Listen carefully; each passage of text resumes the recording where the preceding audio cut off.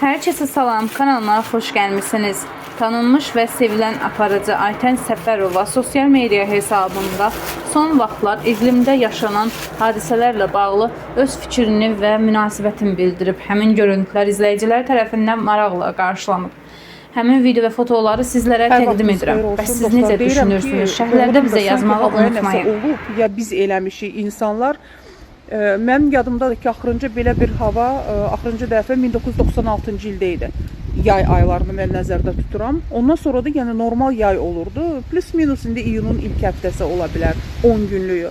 Amma iyunun sonunda belə bir hava Bakıda güclü külək aydındır. Amma yağışla müşahidə olunan güclü külək, yəni versiyalar müxtəlifdir. Bəziləri bunu geosiyasətlə bağlayırlar, bəziləri insanın iqlimə müdaxiləsini aparıb bağlayırlar.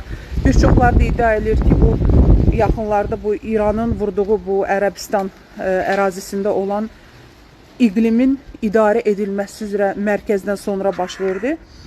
Hər halda yəni belə bir hava, mən də məzuniyyətə çıxanları təsəvvür eləyirəm. Elə insanlar var ki, düşünürdülər dənizə gedəcəklər və s. amma heç də dəniz havası deyil və ümumiyyətlə belə küləkdə belə dənizə gedənin bağışdı, mənə elə gəlir ağlı yoxdur.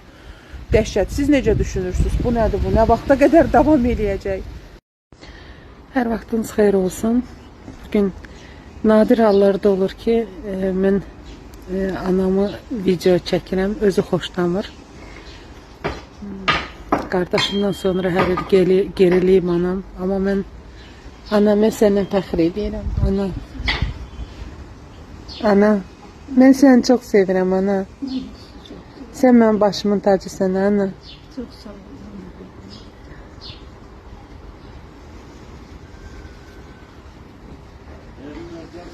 Çox nadir hallarda icazə verir onu video çəkməyə. Deyir, şagirdlərimdən utanıram. Məni belə görməsinlər. Həmişə saçı daramışam.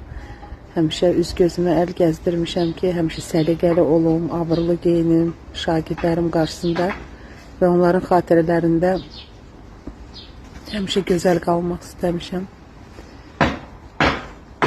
Anama mən borçluyam qəribçilikdə. Rusiyada, Sibirdə, uzaq Sibirdə bizə evdə qoymurdu rus dilində danışmağa. Deyirdi ki, canınız çıxsın, öz doğma ana dilinizdə danışın.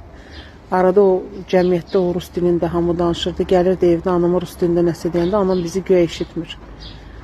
Deyirdi, ananın dili var, Azərbaycan dilidir, bu dildə danışın. Və anamın kitabları, anamın bəzən o başımın üstündə durmaqları, anamın çox vaxt məni tənbih eləmələri nəticəsində bugün mən Aytənəm. Mam. Yaxşısan, anam. Ağır vaxtlar çox geriliyib. Tez-tez pristupları olur. Yeriməyə də çətindir. Arıqlamaq deyirsə, arıqlamışam biraz o deyirsə. Əsas odur ki, sizin hamınızın canınız yaxşı olsun, heç bir yeri canlanmasın. Çox sağ ol. Allah salamat edin. Sağ ol, ana. Heç bir dərd verməsin sizə. Salamat eləsin sizi də mənə. Anaları qoruyun. Bəzən böyüyəndən sonra o qədər iş, güc, qaça-qaç, vaxt yoxdur. Ay, onu çatdırmıram. Ay, maması orada zəng eləsə. Sonra zəng eləyərəm deyib, bəzən də unuduruq. Amma ana müqəddəsdir, ata müqəddəsdir. Yaxşı ata, yaxşı ana. Əziyyətlə övlad böyüdən, övlada tərbiyə verən, savadlandıran ata-ana doğrudan da. Mən həmişə demişəm, deyirəm, insan 100 dəfə evlənib boşana bilər də, 100 dəfə, nə bilim, valideyn də ola bilər, amma insana valideyn yəni bir dəfə verilir. Allah valideynlərimizi, yaxşı valideynlərimizi qorusun. Ana, sevinəm sənə, ana.